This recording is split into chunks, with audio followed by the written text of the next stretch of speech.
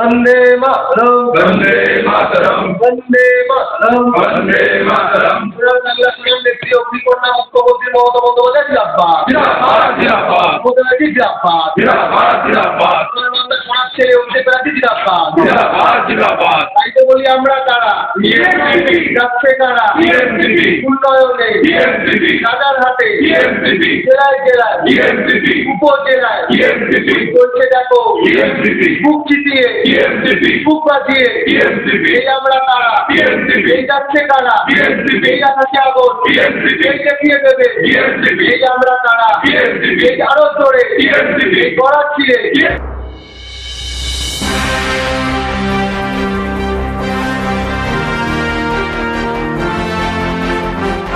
গ্রীষ্মকালীন রক্ত সংকট লাঘব করার লক্ষ্যে মাননীয় মুখ্যমন্ত্রী মমতা বন্দ্যোপাধ্যায়ের অনুপ্রেরণায় ও রাজারহাট গোপালপুর বিধানসভার বিধায়ক অদিতি মুন্সির উদ্যোগে এবং দমদম ব্যারাকপুর সাংগঠনিক জেলা তৃণমূল কংগ্রেসের যুব সভাপতি দেবরাজ চক্রবর্তীর তত্ত্বাবধানে গোবিন্দ দাস ও সম্রাট বড়ুয়ার ব্যবস্থাপনায় তৃণমূল ছাত্র পরিষদের আয়োজিত রক্তদান শিবির। এই রক্তদান শিবিরে বহু তৃণমূল নেতৃত্ব এখানে উপস্থিত ছিলেন। দেখে নেব তারই কিছু দৃশ্য আমাদের চ্যানেলের পর্দায়। নজর রাখুন এবং দেখতে থাকুন Bangla news TV Kolkata report.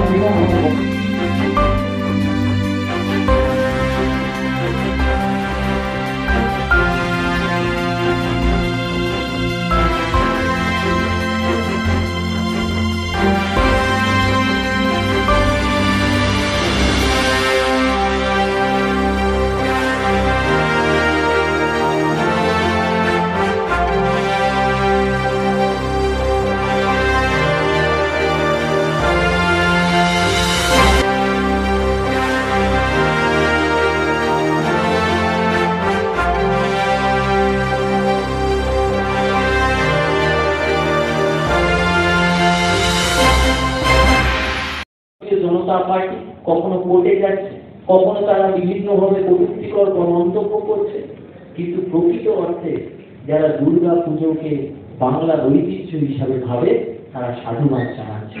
আমরা সকলে মিলে চলুন আগামী দিন কাল 28 আগস্ট নেত্রী ছাত্র পরিষদের সমাবেশ, তার বক্তব্য, তার দিক নির্দেশিকা শুনতে যাব।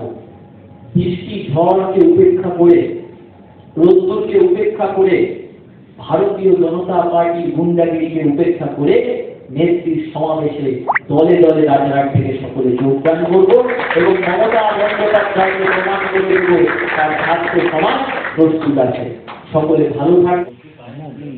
রাজারহাট গোপালপুরের বিধায়ক অদিতি মুন্সির নির্দেশে এই সারা মাস ধরে রাজারহাট গোপালপুর বিধানসভা কেন্দ্রের প্রত্যেকটি ওয়ার্ডে তৃণমূল কংগ্রেস এর উদ্যোগে আমাদের রক্তদান শিবির চলছে। একই সঙ্গে আমাদের প্রত্যেকটি ছাত্র সংগঠন, তৃণমূল কংগ্রেস, তৃণমূল যুব কংগ্রেস, তৃণমূল ছাত্র পরিষদ, আইএনটিটিউসি, তৃণমূল মহিলা কংগ্রেস, প্রত্যেকের ব্যানারেই আমাদের এই রক্তদান শিবির সংগঠিত করবার জন্য দেবরাজ চক্রবর্তী আমাদের নির্দেশ দিয়েছে। সেই মতো করে আমাদের রক্তদান শিবির চলছে।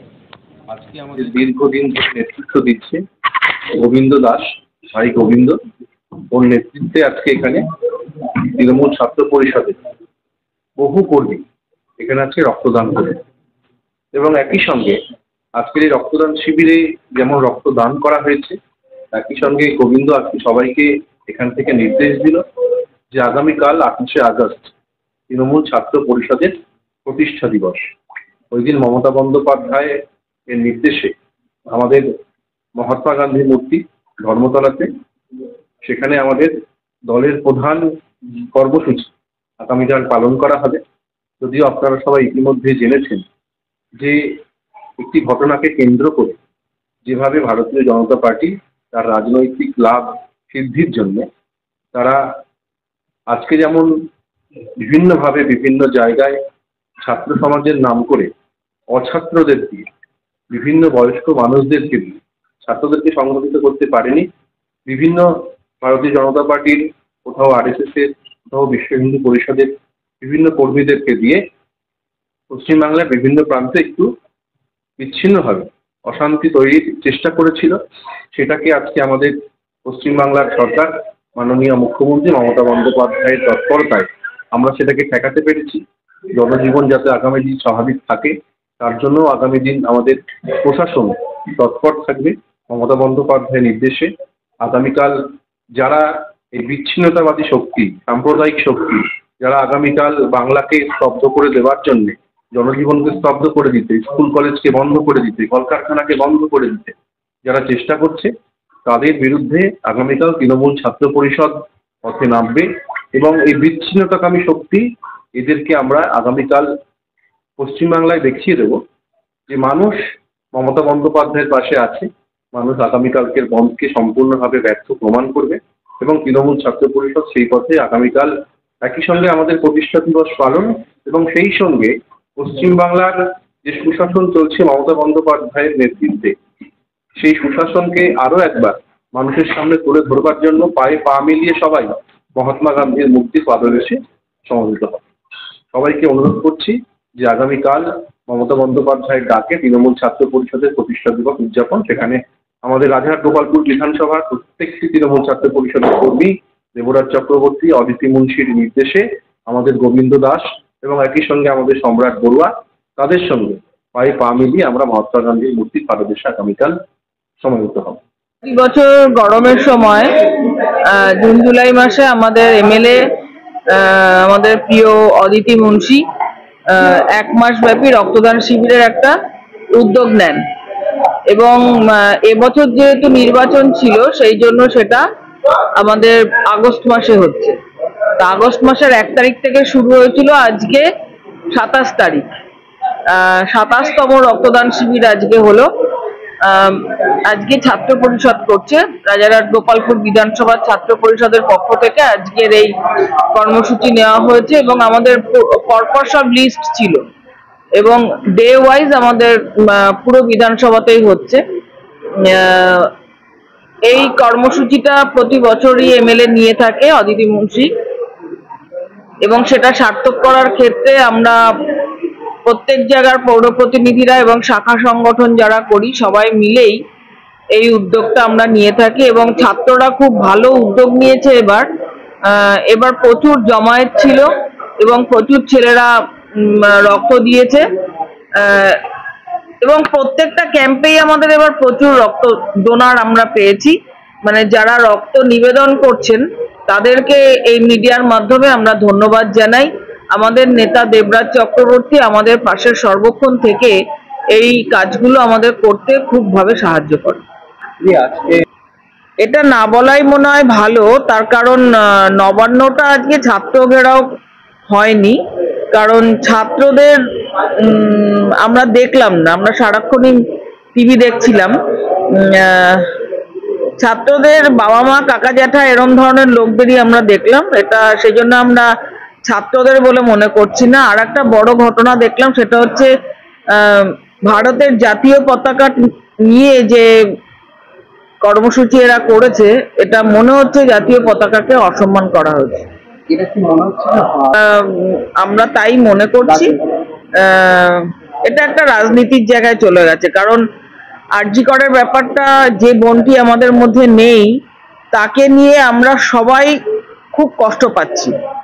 আমরা সেটার জন্য সিবিআইকে এরপরে আমরা বলবো, কালকে আমাদের ছাত্র পরিষদের প্রতিষ্ঠা দিবস আছে, সেখানেও আমাদের সিনিয়র নেতৃত্বরা বলবেন। আমরা বিচার চাইছি সিবিআইয়ের কাছে। এতদিন হয়ে গেল এখনো কোনো বিচার হলো না। যা বিচারের প্রথম 2-3 দিনের মধ্যেই কলকাতা পুলিশ দিয়েছিল একজনকে অ্যারেস্ট করে, কিন্তু এখনো পর্যন্ত সিবিআই কিছু করতে পারলো না। বোনটির জন্য আমরা জাস্টিস চাইছি সবসময়। আমরা দোষীর ফাঁসি চাইছি, দোষীর শাস্তি চাইছি, কিন্তু সেটা যে রাজনীতির রং চড়ে যাবে আমরা এটা ভাবতেও পারছি না। তাই সাধারণ মানুষকে বলবো, আপনারা বুঝে সুঝে রাস্তায় নামবেন। প্রতিবাদ যেমন ছাত্র হয়, সমাবেশ হয়, সেরকমই হবেন। সিএম তো আমাদের মুখ্যমন্ত্রী বা আমাদের দলনেত্রী, তিনি তো প্রত্যেক বছরই প্রধান বক্তা থাকবেন, তিনি বলবেন।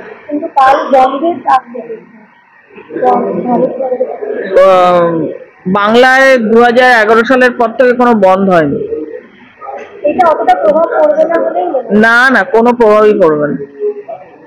সবাই সামনে পুজো আর 42-43 দিন বাকি, বাংলার একটা বড় উৎসব। এখানে অর্থনৈতিকভাবে যে পিছিয়ে পড়া মানুষগুলো তারা জামা কাপড় বিক্রি করে, কেউ পসরা নিয়ে বসে, তারা বিভিন্নভাবে ছোট দোকান থেকে ছোট ছোট জায়গা, সব জায়গায় বা কোনো মলে, সব জায়গাতেই সবাই একটা পুজোর আমেজে চলে আসার সময় হয়ে গেছে।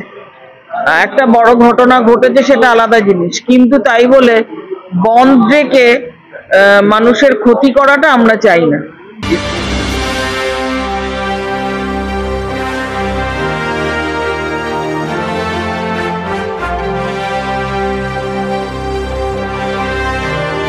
আপনারা এতক্ষণ দেখছিলেন Bangla news TV Kolkata report.